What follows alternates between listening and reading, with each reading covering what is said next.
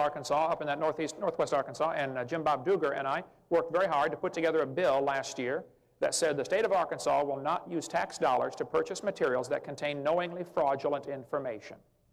It almost passed the House of Representatives, and we're going to try it again this year, and we're going to try it again every year until somebody gets the message.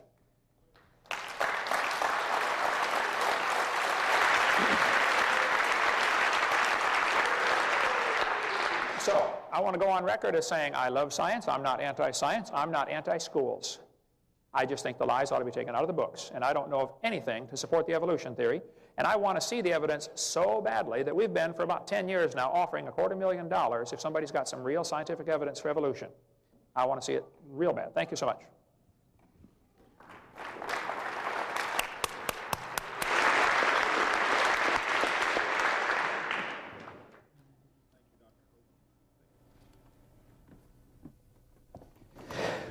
All right, yeah, and thank you very much. That was very informative. Incidentally, I did a little research on one of the matters you mentioned.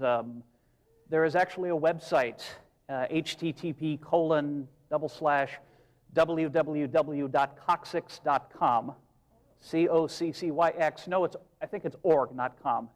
Yeah, it's not a commercial site. But it's a page put out with information on an operation called coccygectomy. It's removal of the coccyx. It actually was done to a friend of mine, a fellow graduate student who had broken hers during childbirth. And it's not particularly common surgery, but it is done. There's a listing of a number of doctors who perform it, usually as treatment for intractable pain. Pain that won't go away. So now that you have this offer that you'll pay to have someone's coccyx removed, do you mind if I give your name and number to... All right, ask... the condition's called coccydynia. That's C-O-C-C-Y-D-Y-N-I-A. It's a medical condition where misalignment of the coccyx causes pain that can range from mild discomfort to continuous agony. And the success rate is about 90%. It takes a while to recover, but people generally do get better. I think my friend's certain vital functions ended up coming out unimpaired, although I couldn't really ask direct. You understand. I couldn't really ask that. All right. I have a question now that's come up in my reading. All too often, we see illustrations of the evolutionary process as being something like this. You have, over on the left, you have Bonzo the chimp, and Oog the ape-man is over near there, and then you have Neanderthal and Cro-Magnon and some naked guy over on the right. And this picture of how evolution in general and human evolution progresses has been attacked very stridently by authors like Jonathan Wells, as well as other creationist authors probably going back to George McCready Price in the 1920s. Well, I promise never to teach that human evolution happened this way. And when you get into the, when you read, as I have read, I have gone over to Central Baptist College Library and done some reading of the other side's position on human evolution. The creation literature talks a great deal about how all life is divided up into individually created kinds. And Dr. Hovind gave a very fine example of how these work. You can have a dog, a wolf, and a coyote, and sure, maybe there's been a little bit of change. All three of those might have evolved from a common dog-like ancestor, but it was still a dog, not a rutabaga or some such. And while you'll find, if you read the creation literature, that there's some debate as to exactly how you should define what a kind is, in most cases it's quite obvious. On the left you have the skull of a chimp.